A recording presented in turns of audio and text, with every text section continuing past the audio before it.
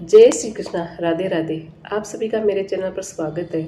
आज सुनेंगे संतान सप्तमी व्रत कथा। कथा इस प्रकार है।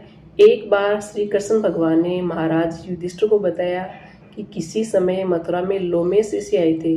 मेरे माता पिता देवकी तथा वासुदेव ने भक्तिपूर्वक उनकी सेवा की तो उन्होंने कंस द्वारा मारे गए पुत्रों के शोक से उबरने के लिए आदेश दिया। हे देवकी, कंस ने तुम्हारे कई पुत्रों को पैदा होते ही मारकर तुम्हें पुत्र सौंप दिया है। इस दुख से मुक्त होने के लिए तुम संतान सप्तमी का व्रत करो। राजा नहुस की रानी चंद्रमुखी ने भी यह व्रत किया था, तब उसके भी पुत्र नहीं मरे।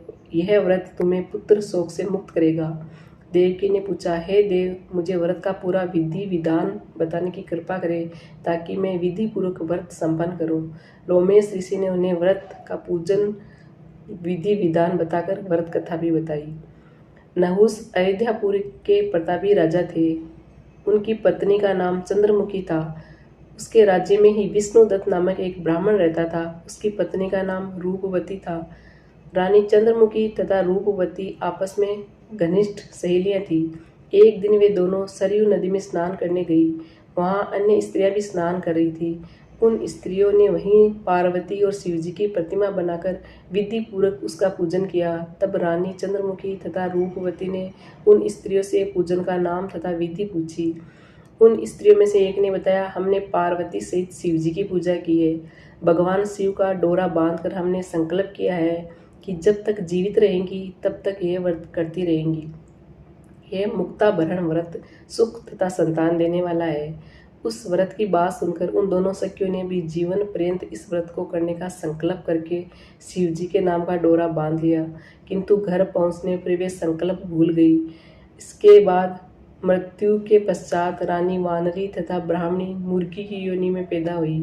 कालांतर में दोनों पशु योनि छोड़कर पुनः मनुष्य योनि में आई। चंद्रमुखी मथुरा के राजा पृथ्वीराज की पत्नी बनी तथा रूपवती ने एक ब्राह्मण के घर कन्या के रूप में जन्म लिया। इस जन्म में रानी का नाम ईश्वरी था तथा ब्राह्मणी का नाम भूषणा था। भूषणा का विवाह राजपुरोहित अग्निमुखी के साथ हुआ था। इस जन्म में भी वे उन दोनों में बहुत प्रेम था। व्रत भूलने के कारण रानी इस जन्म में भी संतान सुख से वंचित रही। प्रौढ़ावस्था में उसने एक गूंगा तथा बहरा पुत्र जन्मा, मगर वह भी 9 वर्ष का होकर मर गया।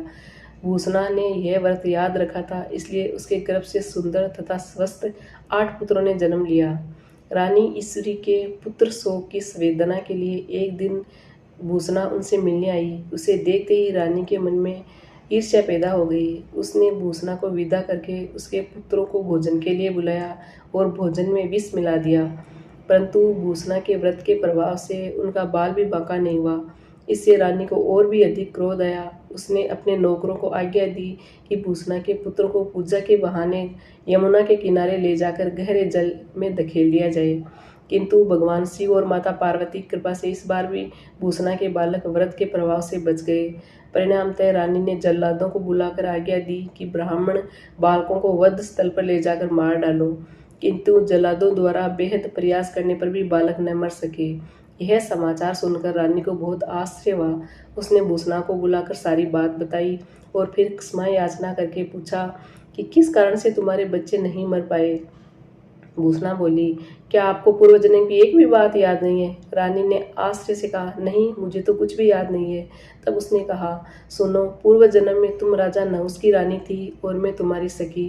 हम दोनों ने एक बार भगवान शिव का डोरा बांधकर संकल्प किया था कि जीवन पर्यंत संतान सप्तमी का व्रत किया करेंगी, किंतु दुर्भाग्यवश हम भूल गई और व्रत की अवहेलना होने के कारण विभिन्न योनियों में जन्म लेती हुई अब फिर मनुष्य जन्म को प्राप्त किया है। अब मुझे उस व्रत की याद आई थी, इसलिए मैंने व्रत किया। उसी के प्रभाव से आप मेरे पुत्रों को चाह कर भी नहीं मरवा सकी। यह सब सुनकर रानी ईश्वरी ने भी विधि पूर्वक संतान सुख देने वाला यह मुक्ताभरण व्रत रखा।